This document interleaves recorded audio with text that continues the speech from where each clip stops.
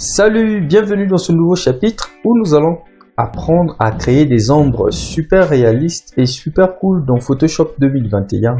Et dans cette première vidéo, nous allons apprendre à créer ce genre d'ombre profonde avec la 3D ou sans la 3D. Par exemple ici, je l'ai créé sans la 3D, mais par contre ici, je l'ai créé avec de la 3D. Ça veut dire qu'on va quand même aborder la notion de 3D aussi dans ce chapitre. Alors tout de suite nous allons commencer par créer notre interface. Donc fichier nouveau, nous allons travailler avec une interface de 1000 pixels par 1000 pixels. Donc nous serons sur 1000 pixels par 1000 pixels avec une résolution de moins 150 pixels par pouce pour que cela ne puisse pas trop ramer. Voici l'interface que nous avons. Alors la première des choses qu'on va faire, on va tout simplement importer notre logo. D'ailleurs on peut l'ouvrir, parce que vous savez déjà quelle est la différence entre ouvrir et importer, incorporer. Alors il n'y a pas trop de questions à se faire. Là nous sommes dans l'ancien dossier de travail, nous allons juste changer de dossier de travail. Nous allons nous mettre au niveau de ombrage ici et nous allons sélectionner notre logo. Alors après avoir sélectionné le logo, on va le déplacer dans notre interface puis le ramener comme ceci. Bon, évidemment on va essayer quand même de respecter ce qu'on s'est dit depuis le départ, qu'il fallait convertir en objet dynamique et tout. Mais vous allez vous rendre compte que à un certain moment, peut-être que ce sera pas trop intéressant ou important. Et je vais en tout cas m'attarder à bien placer mon logo. Par exemple, si je décide de le placer là, et je vais m'assurer qu'il soit quand même assez visible. Ok, on va commencer par créer le premier effet sans la 3D. Alors, pour créer cela sans la 3D, pour simuler cette ombre profonde, on va tout simplement récupérer la sélection de notre logo, donc du calque. Deux méthodes, vous le savez, soit CTRL et clic sur la vignette du calque, ou bien sélection, récupérer la sélection, et vous dites que moi c'est ce calque là que je veux récupérer la sélection. Photoshop te fait tout le travail. Super. Alors nous allons nous mettre sur le calque d'arrière-plan et créer un nouveau calque. Juste à ce niveau là, on va dire que ça c'est notre ombre. Oups. Ça c'est notre ombre.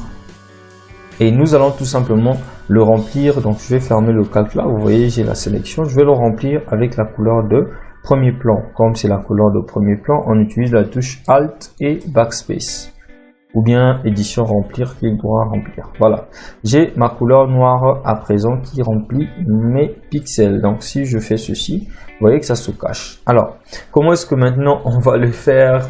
Et c'est quand même une technique assez bizarre, mais ça donne quand même un résultat assez satisfaisant. C'est tout simplement maintenir la touche Alt. Vous voyez, l'icône vient de changer. Et je vais taper sur la touche bas pour dupliquer vers le bas. Donc je duplique une fois vers le bas. Vous voyez, le calque vient de s'ajouter juste au niveau de la palette des calques. Je vais encore dupliquer vers la droite.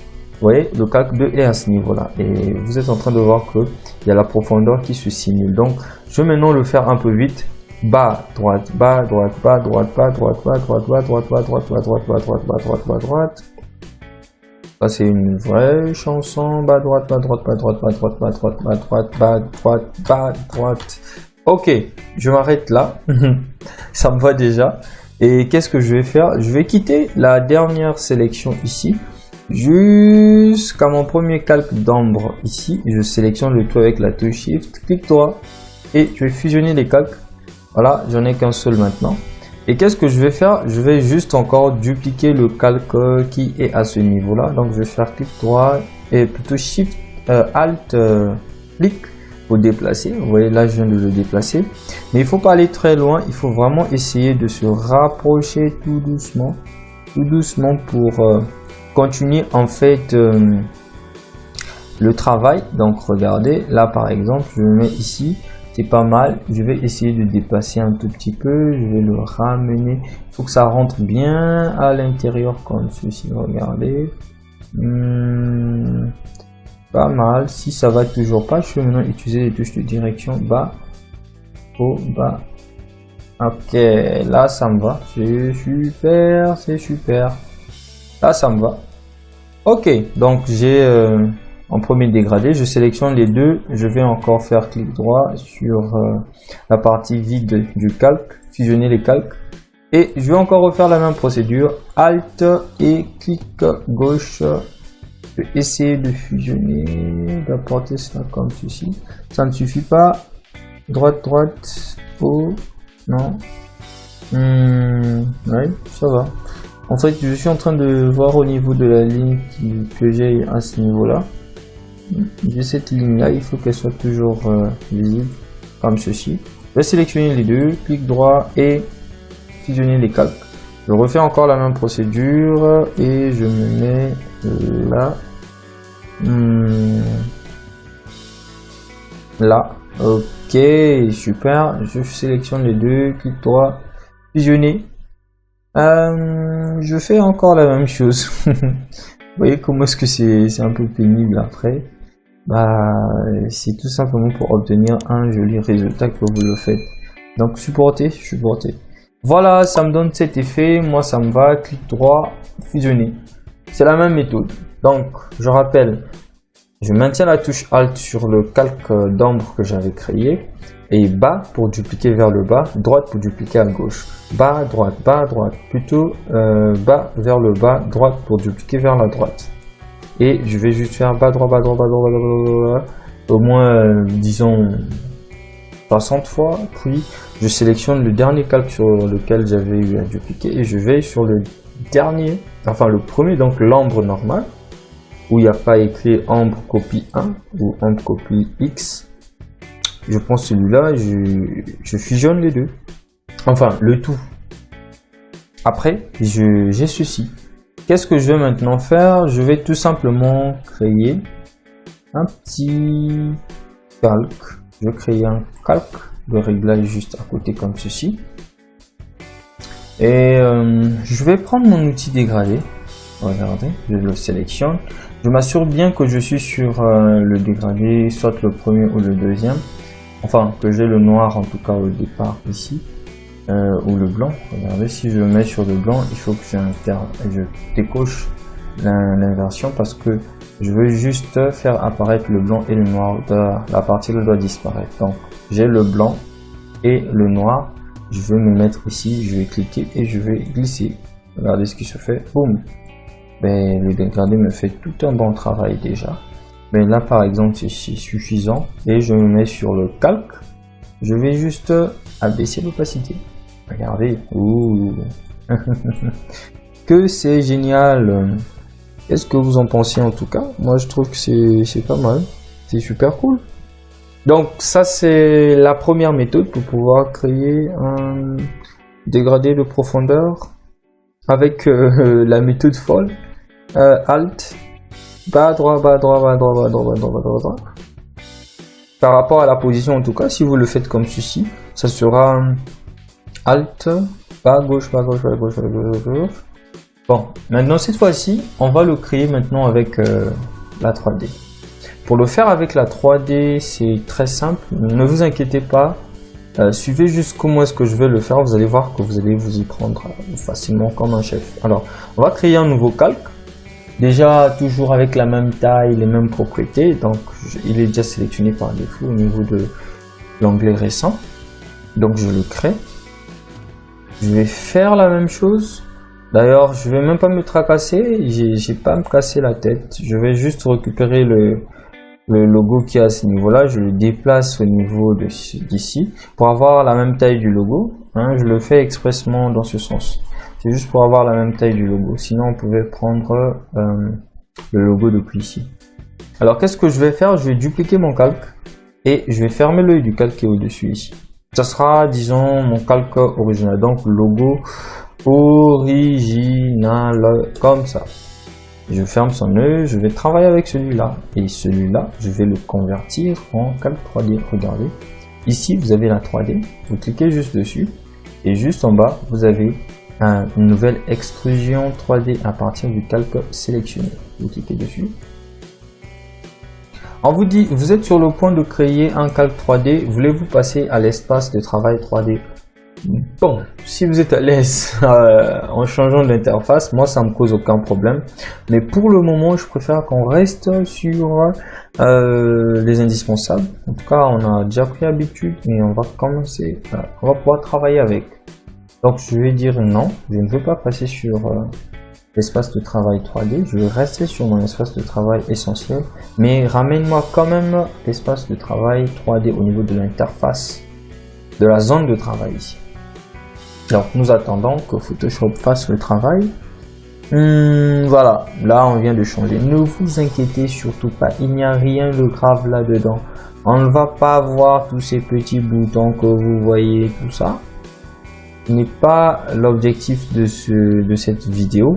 En tout cas, dans Photoshop avancé, plutôt avancé à expert, à ce moment-là, nous allons bien voir le rôle de tous ces petits boutons. Mais pour le moment, ce qui vous intéresse ici, c'est rien de bien grave. Vous allez même fermer celui-là. Vous n'avez pas besoin de ce calque. Sinon que si vous n'obtenez pas le même résultat, revenez sur 3D et cliquez sur calque. Parce qu'on a besoin de travailler sur le calque ici. Et vous allez cliquer sur propriété. Sur propriété, ce qui nous intéresse ici, il s'agit de la profondeur d'extrusion. Donc nous allons cliquer et augmenter la profondeur d'extrusion, en tout cas, augmentez-le. Ça sera une profondeur vraiment très grande. Vous voyez, ça va vers le fond là-bas. On peut bien le voir aussi au niveau de cet écran, mais pas besoin de se casser la gueule avec. En tout cas, on le met quelque part là, comme ça. Après, on n'a pas besoin de cocher lampe captée et lampe portée, parce que pas besoin de faire ramer la machine. On n'en a pas besoin. La couleur, vous pouvez changer les formes prédéfinies, etc. Mais on va cliquer sur cette petite icône qui est juste à côté, là. Vous cliquez dessus. Ok. Et dès que vous cliquez dessus, vous allez tout simplement venir vous focaliser au niveau de l'angle vertical. Vous allez taper 90 degrés et vous tapez sur Entrée. Vous voyez, l'angle vient de changer. Et ensuite, il faut cliquer sur cisaillement. Allez, je suis sur 90 degrés et je viens de cliquer sur cisaillement. Ensuite, on va commencer à modifier la valeur de l'angle horizontal. Regardez, quand je modifie la valeur de l'angle horizontal, je clique, je glisse. Et voilà, ça me crée quelque chose de super génial. Si je veux obtenir ça comme ça.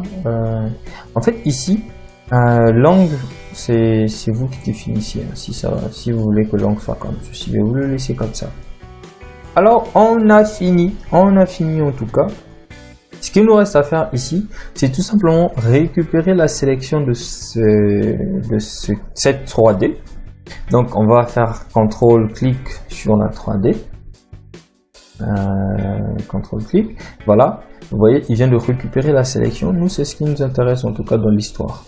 Et le reste, on va le supprimer. Pas besoin, on n'a pas besoin de cette 3D là. C'était juste pour avoir ce petit truc là. Hein, rapidement, c'est tout. Il n'y a plus rien d'autre. Après, on va créer notre... Vous voyez, je viens de le supprimer, il n'y a plus rien. Je vais créer mon nouveau calque.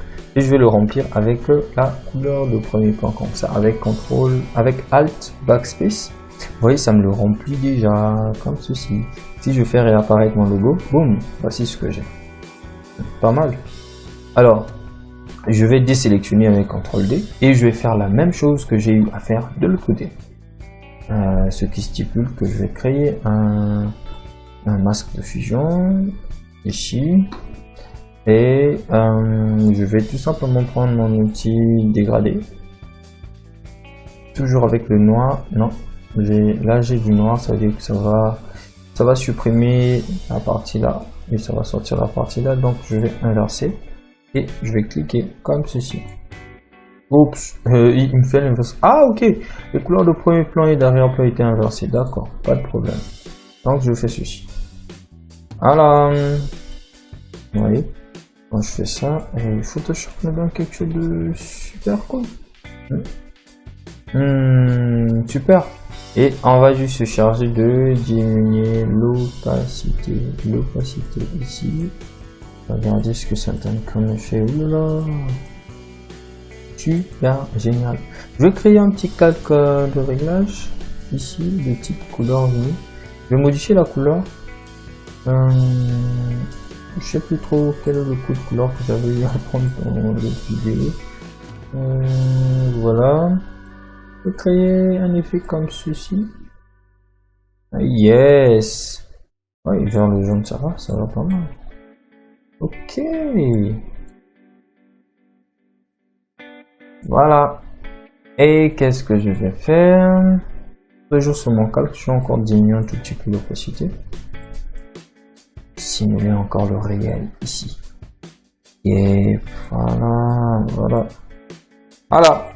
Alors, donc, vous venez de voir comment est-ce qu'on a pu créer ce type de profondeur d'ombre avec deux méthodes.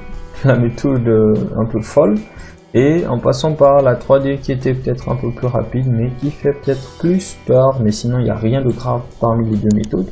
Il suffit tout simplement de se sentir à l'aise avec et voilà, vous allez exploser avec cela. Alors je vous dis à tout de suite dans la vidéo suivante.